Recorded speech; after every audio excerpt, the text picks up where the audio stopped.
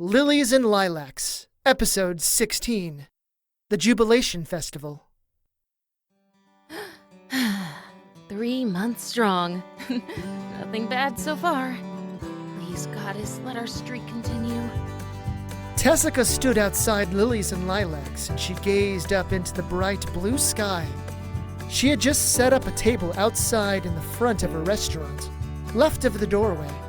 It had been a quiet and uneventful spring, thank the goddess, especially after the wake of that hound attack on Autumn Bliss toward the end of winter. A small, sour bead throbbed within Tessica's gut, for many people had been killed by whatever that shadow monster was. The mayor had never been found. Tessica curled some hair behind her left ear, and she cast away those kinds of thoughts. Today was a special day, and this year, Lilies and Lilacs was going to win the Jubilation Award. Tessica turned back to the table, where Bach, Morden, and Zeddy were setting up the tablecloth and a large pot of stew. Even though she had made it thousands of times, the scent of it made Tessica's mouth water. It was just the way that her grandmother made. Goddess, that smells great! I can't wait to see the look on people's faces. So, obviously this is my first Jubilation Festival. What's it like? It's like a really fun festival to celebrate making it through another winter. There's food, deals on stuff, and live music and such. It's one of my favorite times of the year because it's a day to de-stress. And there's always a grand prize, the Jubilation Award, given to the booth or stand that brings the people the most joy. This year, I hope we win. Last year, the Spell-Stitched Spirits won, and Wallister bragged about it a lot. Well, this year, I hope we beat that pompous ass. Rather than have bowls, Tessica set out smaller cups from which the people could have a taste of the delicious stew. It was still in the morning, and so the official start of the festival hadn't begun yet. We'll take shifts. Bach, go ahead first, and then Mordon, then Zeddy, and lastly me. How does that sound? No one had any qualms about it, and so Tessica took her place inside to see to the bar while Bach enjoyed the festival. Morden and Zeddy were outside. Vonrad was at his usual spot, ready to rent out rooms. As per his usual schedule, he would work in the morning and then return later for the evening shift. While Tessica waited inside, she started to cook more of the stew. Patrons came in to get drinks and food, and more than 80% of the time, they also wanted bowls of stew. With each bowl presented, Tessica's smile grew all the more. Excuse me, might I have some stew? Tessica turned toward the speaker and she grinned. Well, hi there, Commander. How are you today?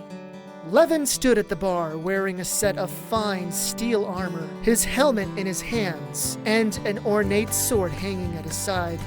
It was the kind of sword Tessica might see on an adventurer's person, rather than the commander of the city guards. A shining leaf-shaped badge was attached to a yellow sash that ran diagonally across his torso. Oh, it's pretty good. A lot of new recruits are excited to be seen in their new uniforms. I remember how proud I felt when I started. How many new recruits do you have, anyway? A pretty significant amount. Since the Lorbach incident, we've had 120 new recruits. At the moment, the city guard is over 200 guards strong. I'm not really surprised so many people wanted to join up. You really stepped up and saved us all. It's no wonder why so many people want to be like you. Oh, I don't know about that. I just... Tessica leaned forward and placed a finger on Levin's lips. Stop. You are a hero. That's why the new mayor made you the commander. With you training the next generation of city guards, we're all going to be in great shape. Thank you, Levin. You are so vital to Autumn Bliss.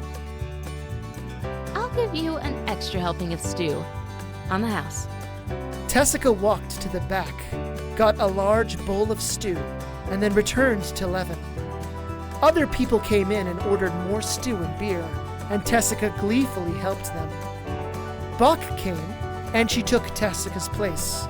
Tessica walked outside and told Morden he could walk the festival with Bonta for a while. He merrily skipped off in search for his new fiancée. Tessica took her place beside Zeddy. So, how was it so far? I have more stew in the back when we're ready. Zeddy looked in the pot and then giggled. Oh good, because we're almost out. So far, everyone's really loved the stew. No one's been mean at all, which is also nice. Let me go get another pot. Zeddy walked back into the tavern and returned with a new pot of stew. Tessica stirred the pot, but she peered at Zeddy. So, how are you? Oh, I'm alright. Today is a beautiful day, and I really enjoyed the festival over the last couple of years. If you're asking me about that, then I'm better. Good. I'm glad. I'm here if you ever want to talk about stuff, or vent, or cry, or both, okay?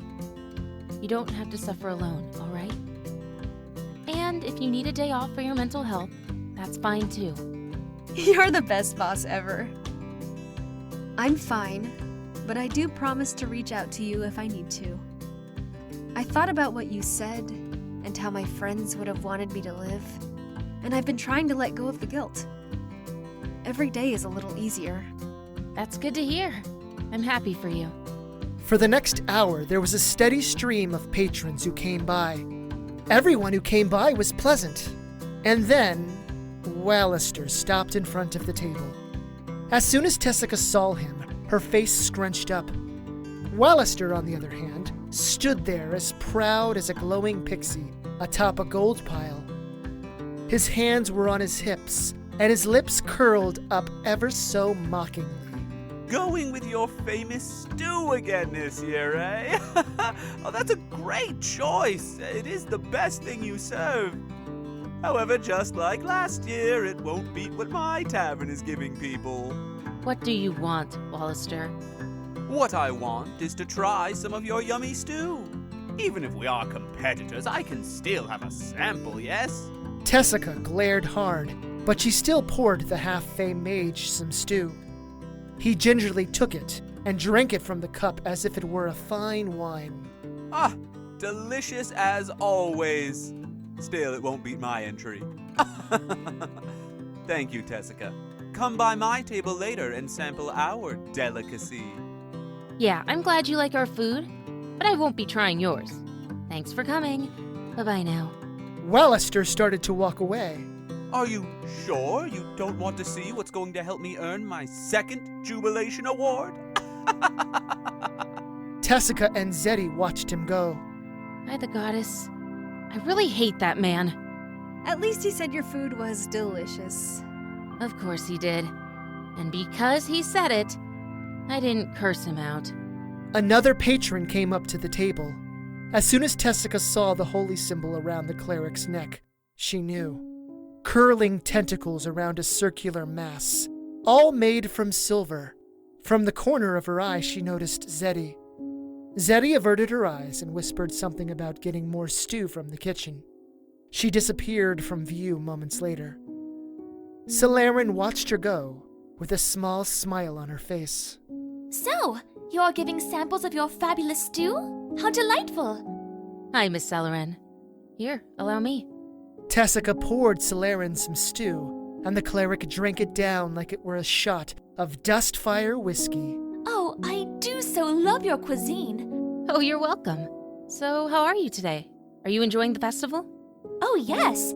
There are so many wonderful samples this year.